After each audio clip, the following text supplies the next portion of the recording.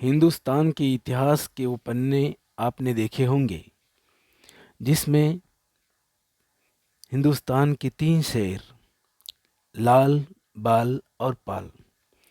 तो हम पहले बाल के बारे में जानेंगे। बाल का मतलब है बाल गंगाधर तिलक, लोकमान्य बाल गंगाधर तिलक। स्वराज मेरा जन्मसिद्ध अधिकार है। मेरा स्वराज जब तक मेरे अंदर जिंदा है, मैं कमज़ोर या बूढ़ा नहीं हो सकता। कोई भी हथियार इस हौसले को नहीं पस्त कर सकता। कोई ही आग इसे जला नहीं सकती। पानी की धारा इसे भिगो नहीं सकती। हवा के तेज झोंके भी इसे सुखा नहीं सकते। हम स्वराज की मांग करते हैं और हमें इसे लेकर रहेंगे। यह विधान है लोकमान्य बाल गंगाधर तिलक के। बाल गंगाधर तिलक का जन्म महाराष्ट्र के कोकण प्रदेश रत्नागिरी के चिखली गांव में हुआ था। आज़ादी के खातिर के लिए संघर्ष कर रहे राष्ट्र को एक नई राह प्रदान की। उन्होंने स्वराज मेरा जन्मसिद्ध अधिकार है और मैं उसे लेकर रहूंगा का नारा देकर पूरे देश को जागा कर दिया था। इन्होंने स्वदेशी का उपयोग शिक्षा और स्वराज्य जैसे अहम विषयों को आधार बनाकर अंग्रेज विरोध सोच को जन्म दिया था।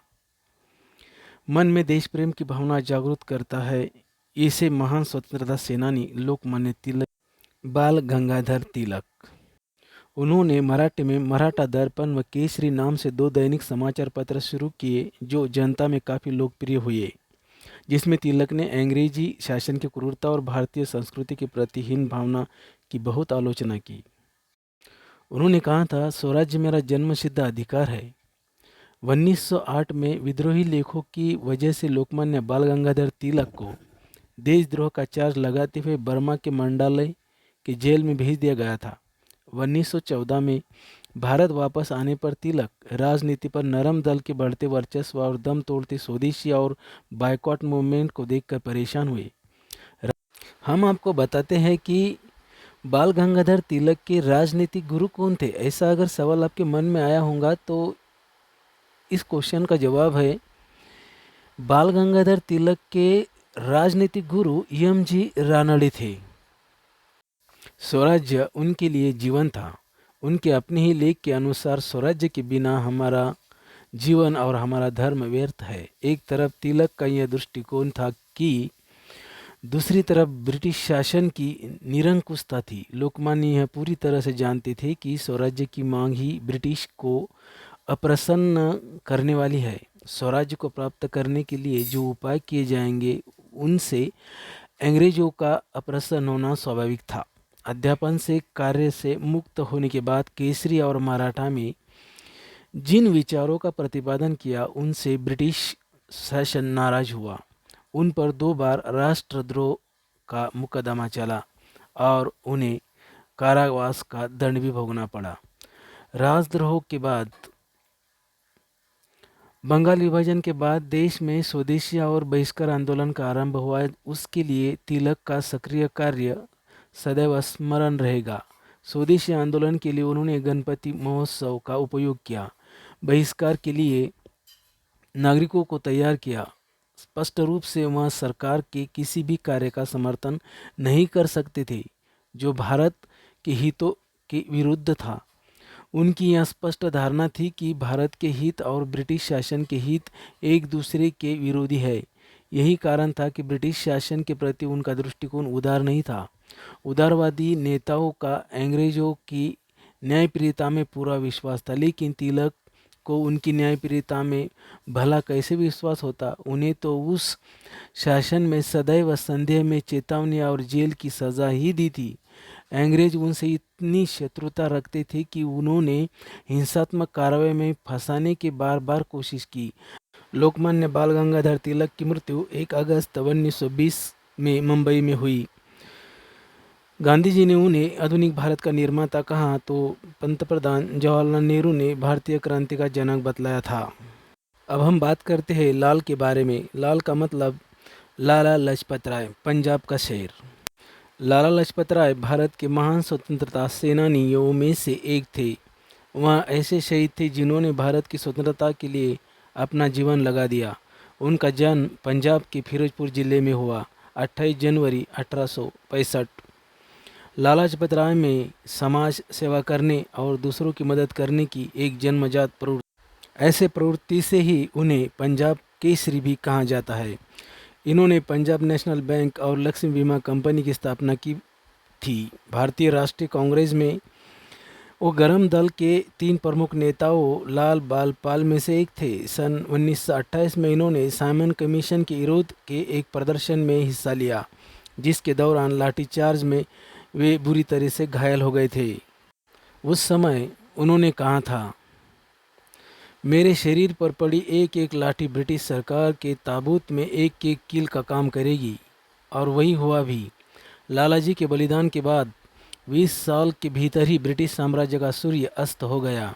17 नवंबर 1928 को इन्हीं चोटों की वजह से इनका देहांत हो गया। बाद में लालाजी का मौत का बदला, लालाजी की जो मौत हुई उनका बदला, लालाजी की मृत्यु के से सारा देश उत्तेजित हो उठा था और चंद्रशेखर आज़ाद, भगत सिंह, राजगुरु, सुखदेव व अन्य क्रांतिकारियों ने लालाजी पर जानलेवा लाठीचार्ज का बदला लेने का निर्णय लिया।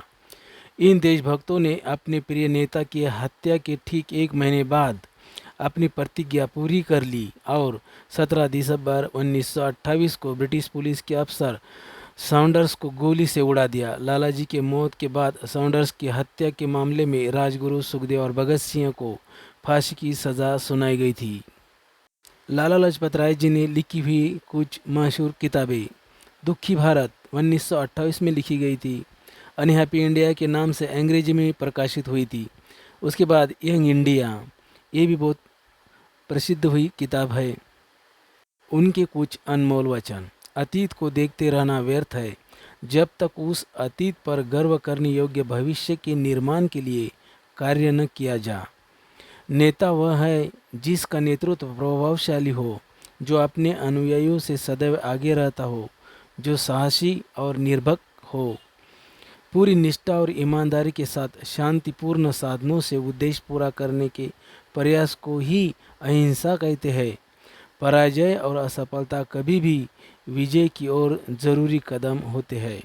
भारत देश के लिए लाला लाजपत राय जी का योगदान बहुत ही अहम है। गदर party, Hindu Mahasabha, Arya Samaj, Simon commission, Dayanand एग्लो वैदिक कॉलेज, इन सभी में उनका योगदान सबसे बढ़िया और ज़्यादा है। अब हम पाल के बारे में बात करेंगे।